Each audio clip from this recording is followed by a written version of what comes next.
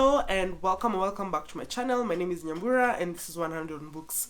Today I'm going to be talking about my favorite books of 2023. There were so many and I couldn't decide. So I'm just going to talk about all the 20 odd books. I'm going to put them into different categories and I'll put chapters so you can skip between the different chapters down below.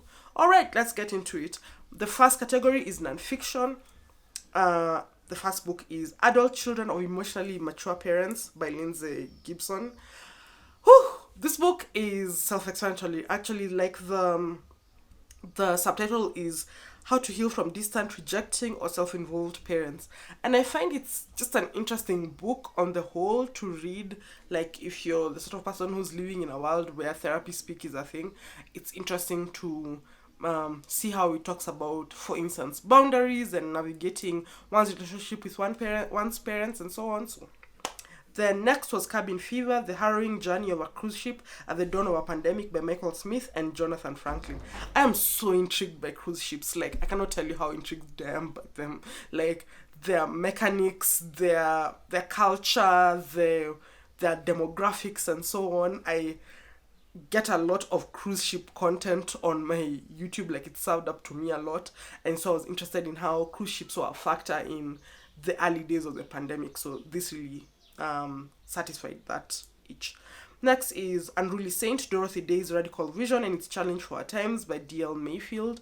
I really enjoyed this book of this lay saint called Dorothy Day. I'd heard about her from, I think, Liz Lentz's or Anne Helen Peterson's newsletters, one of them, and it was just so interesting reading about her life and finding out more and thinking about what it means to live a good life, you know, while thinking about the afterlife and so on. The next one was A Heart That Works by Rob Delaney. This is such a moving portrait of family, love, grief, and what it means for a parent to lose a child. Lastly was The Country of the Blind, a memoir at the end of sight by Andrew Leland. I heard about this book from Tracy over at the Stacks podcast, who also had the author come in, and it's so beautifully written. It combines personal narrative with history, with, research, and highly recommend. Next category, fiction. First subcategory, short stories. Call and Response by Hotato Onemoyeng. I'm really butchering the good sister's name, sorry. These are short stories set mostly in Botswana, which move between this village called Seroe and the capital city, Gaborone, as well as, talk to the lives of the Botswana diaspora. I really enjoyed these stories, and I actually got a copy of it for my birthday. Sorry, I was reaching back to get it. Yeah, it is. Next is Stories from the Tenants Downstairs by Siddiq Fofana. This is a collection of interconnected short stories that are about people living in one tenement building in New York in an area that's gentrifying and how they're navigating life, and I really enjoyed it. Next category, illustrated titles. First was Shadow Life by Hiromi Goto, which is illustrated by Ann Su. I really enjoyed this. The main character is an old lady, and she's talking about, her battle with death and autonomy and trying to fight for her own autonomy and all of those things. Highly recommend, please pick this up. I'm pretty sure I heard about it from Shannon over at That's So Poor, and if I can find the video she talks about it, I'll put a link below. Really good. Next was Swim Team by Johnny Christmas, which I'm sure I heard about from Vina over at Miss WSC Reads. So good. An exploration of what it means to be black and to be in the world of swimming, and also explores the history of black people and swimming in the US. Next was Mamo by Saz Millage, which I'm pretty sure I heard about from Lindy over at Lindy's Magpie Reads. Such a good exploration of, young queerness, and also exploring what it means to be a witch and what it means to live on one's own terms. Next was Aya Aya, the Aya series, book one, which combines Aya 1 to 3, that's Aya Life in York City, and book two, which combines Aya number 4 to 6, which is Aya Love in York City by Margaret Abouet. This is translated from the French by Helge Dasha and illustrated by Clement Aubry. I loved these books. Like, they're so fun, they're so whimsical. They tackle such big topics, but with such heart and with such a sense of balance. I really enjoyed them. Next was Mimosa by Archie Bongiovanni. I heard about this book, I'm pretty sure from Lindy, and I really enjoyed Bongiovanni's writing. Next was Hidden Systems, Water, Electricity, the Internet, and the Secrets Behind the Systems We Use Every Day by Dan Knott. I'm pretty sure I found out about this from the National Book Award long list for young people's literature. It's actually nonfiction, but I put it here with illustrated titles because it's a graphic book, like it uses illustrations. And I learned so much, and it was so much fun learning. The last in this category is Huda F Cares by Huda Fami.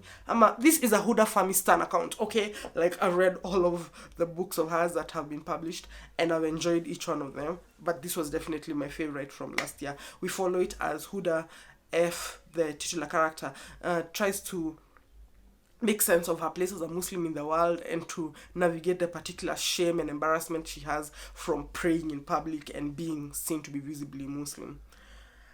That's the last of that category. Then the next category is novels.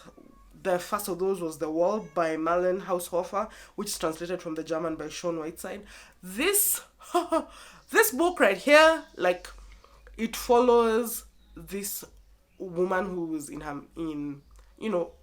her later years as she's navigating being the last person in her part of the world, what it means to live with oneself, to think about one's life, to consider what is worth living, what things are worth it in life, and so on. Really enjoyed it. Next was Layla by Prayag Akbar. This is a dystopian fiction set in India, and it just felt so eerily familiar because so many things in many parts of the Commonwealth, I live in Kenya, which is part of the Commonwealth, are so similar because of our shared history of colonialism and so on. And so this hit in a very particular way. I'm so happy I read this book. Next was The Sleeping Car Porter by Suzette Meyer. This book is set in Canada and follows a queer porter, sleeping car porter, as he tries to save enough money to go to dental school, but also tries to make sense of his desires and to live an honest life, like to be queer while being in a place that is racist, he's black, is queerphobic, and all of those things. Really enjoyed this. I know I think I picked it up because of Lindy, maybe, or maybe it was, yeah, I think it was a Canadian for sure. And then next is Hoot by Carl Hiason. This is a children's book that's about a set of children who are working to help some owls from being harmed by development in Florida. I think all of his books are set in Florida, and it was just such a beautiful rendering of, what it means to be an environmentalist and the lengths to which we can go as human beings to protect nature. Next was Chouette by Claire Oshetsky. This is another owl narrative. It's just a beautiful queer meditation on family, love, desire, motherhood, and so on. Really enjoyed it. Next was It's Kind of a Funny Story by Ned Vizzini. This story follows a young boy as he has a mental breakdown, goes into a psychiatric ward, and all that happens, and all his meditations and so on. It was really I don't say heart trending, but like it really tugged at my heartstrings, and I really enjoyed it. Next is The Bandit Queens by Parini Shroff. I mean, this book right here, loved it. Like, it's so subversive. It talks about these ideas of womanhood as a place of subjugation and what can happen when women take back their power and the ways in which they can take back their power, but also the mess that can come from taking back one's power in a place where oppression is the rule of the game. Really enjoyed it. Next was Family Meal by Brian Washington. Brian Washington's pen doesn't miss, okay? Because I have enjoyed everything he has written. His short stories, his novels, his previous novel, his collection of short stories, lot, and this was not different. I loved how he tackled loss and love and family and relationships and so good. The last in this category was How Not to Drown in a Glass of Water by Angie Cruz. Turns out I love a first person narrative, especially when the character is, just a really interesting sort who has lived a rich life and is really meditating on some of the decisions they have made, some of the mistakes they have made along the way, but also is willing to, like reflect and change, and all this is being done from one perspective. Like, you only hear one person's voice in this novel, and it's so good. I think I really desire to read this book from following Lupita Aquino over on Instagram. I'm going to put a link to her profile down below. Then the last category is plays. There's only one play here because I only finished one play last year, but I'm hoping to read more plays in 2024, and that's August, Osage County by Tracy Letts. I talked about this last year, but I love mess. And this book is messy. This play is messy. If you watch the film, you know what I'm talking about. But the play somehow just takes it up an octave, and I really enjoyed reading it. So that's all the books I loved in 2023. The list is long. I think it's almost 23 for 23, but I'm so happy.